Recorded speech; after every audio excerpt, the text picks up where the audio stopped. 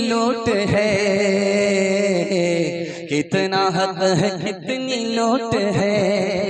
रख सभी का लाज कुछ न बोल, क्या है ये समाज कुछ न बोल, क्या है ये समाज कुछ न बोल। ढोल का ये बोल सिर्फ देख ले ऐ दिल ज़बान खोल, सिर्फ देख ले मान ले जहां की बात को। दिन समझ ले काली रात को, दिन समझ ले काली रात को। चल दे यूं ही ये सिलसिला, कुछ न बोल किसको क्या मिला, कुछ न बोल किसको क्या मिला। तराजू का छोल सिर्फ देख ले ऐ दिल ज़बान खोल, सिर्फ देख ले। माशाअल्लाह, बड़ा खूबसूरत जलसा और खूबसूरत पिंडाल और खचाखच भरी हुई कुर्सी। दिल से दुआ निकलती है अल्लाह आपकी जवान बेटी के लिए गैब से मुनासिब जोड़े का इंतजाम फरमाए। जलसा सुन करके एक आदमी घर गया। जलसा के बाद उल्टा सीधा काम करना बराबर। लोगों ने कहा जलसा का क्या असर? कहा सर जलसा में सब कुछ माफ हो चुका। तीसरा पैगाम आपकी खिदमत में कुरान के हवाले से रखने के लिए जा रहा हूं। मैं दुआ करता हूं अल्लाह हमारी पूरी कौम को कुरान से सरबुलंदी नसीब फरमाए। हजरत उमर के पास एक जवान आया। हजरत उमर ने पूछा अरे मेरे पास क्यों आए हो? कहा आपके पास इसलिए आया हूं कि मुझको नौकरी चाहिए, रोजगार चाहिए। हजरत उमर ने पूछा कि तुम कुरान पढ़ना जानते हो? सब कुछ आता है, कुरान नहीं। अरे अल्लाह का बंदा कुरान पढ़ करके आओ। तुम्हें पता नहीं कुरान तरक्की की चाबी है। जैसे ही तुम कुरान पढ़ के आओगे तुम्हारे मुकद्दर का ताला खुलता चला जाएगा। अंग्रेज की सरकार है, ये मुल्क आजाद नहीं हुआ। लखनऊ में एक आलिम थे, उनका नाम था मौलाना नईम अहमद फरिंगी महल। अंग्रेज के पास आए तो अंग्रेज ने पूछा क्यों आया? क्या नौकरी मांगने के लिए आया। अंग्रेज सर पकड़ करके बैठ गए। अब मौलाना हैरत में कि इतनी बड़ी सरकार अंग्रेज चला रहा है और मैंने अपने लिए एक नौकरी मांगी जिसका सर भारी हो गया। अंग्रेज ने कितनी बड़ी बात कही है, आपके दिल तक पहुंच जाएगी। अंग्रेज ने कहा कि मौलाना मैं तुम्हारी फरियाद से सर पकड़ करके नहीं बैठा, बल्कि मैं सर पकड़ करके इसलिए बैठ गया कि तुम आलिम हो करके मेरे पास नौकरी मांगने के लिए आए हो। अरे ये तो जमीन की सरकार है, आसमान की सरकार नहीं है। नौकरी अगर मांगनी है तो अल्लाह के घर में चले जाओ, कौम के बच्चे को कुरान पढ़ाओ। ये सरकार तुमको क्या देगी? जो वो सरकार देगी वो कोई और नहीं दे सकती। इमाम साहब मस्जिद में नमाज पढ़ा रहे थे तो सूरह फातिहा की बात भूल गए। अब उनको समझ में आया कि खामोश रहेंगे तो पीछे मुक्तदी को पता चल जाएगा। उन्होंने सोचा कि कोई ऐसा रास्ता इख्तियार करना चाहिए मुक्तदी को पीछे पता ही नहीं चले। उन्होंने आगे पढ़ना शुरू किया, औज़ बिल्लाहि मिनश शैतानिर रजीम, औज़ बिल्लाहि मिनश शैतानिर रजीम, औज़ बिल्लाहि मिनश शैतानिर रजीम। पीछे एक मुक्तदी गिनता एक दर्जन बार शैतानिर रजीम शैतानिर रजीम। क्या मतलब? वो पीछे से नमाजी में कहता इमाम साहब समझ में आ गया, शैतान का कसूर नहीं है, कसूर आपका अपना है। आपको आगे याद ही नहीं, बेवकूफ मत बनो। कुछ जरूरी तो नहीं जान बचाए रखना, जान से बढ़ के है ईमान बचाए रखना,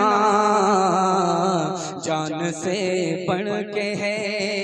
याद रखनी है ये असलाफ की ताकीद हमें, याद रखनी है ये असलाफ की ताकीद हमें आफियत चाहो तो कुरान बचाए रखना, आफियत चाहो तो कुरान बचाए रखना, आफियत चाहो तो। माशाअल्लाह इतना अच्छा सुन रहे हैं आप कि मुझे ऐसा लगता है कि मैं ज्यादा सुनाऊंगा तो मेरा डबल पंक्चर हो जाएगा। अल्लाह का करम है, आपके अंदर प्यास है, तलब है, और आप मुझको ऐसा सुन रहे हैं कि जैसे लगता है कि पहली बार अल्लाह इस सुनाने को और आपके सुनने को बेहद कबूल फरमाए। दूसरा पैगाम दुनिया और आखिरत के हवाले से यहाँ से लेकर के वहां तक सुनने के लिए तैयार है? हाथ उठा दीजिए इंशाअल्लाह। जवानी में सोएंगे, बुढ़ापे में जाके हाथ उठाइए इंशाअल्लाह। समझ में आ रहा है? जब इंजन का भी यही हाल है तो डब्बे का क्या हाल है? खैर ध्यान से सुनिएगा तेजी के साथ। उड़ीसा में अभी गर्मी है,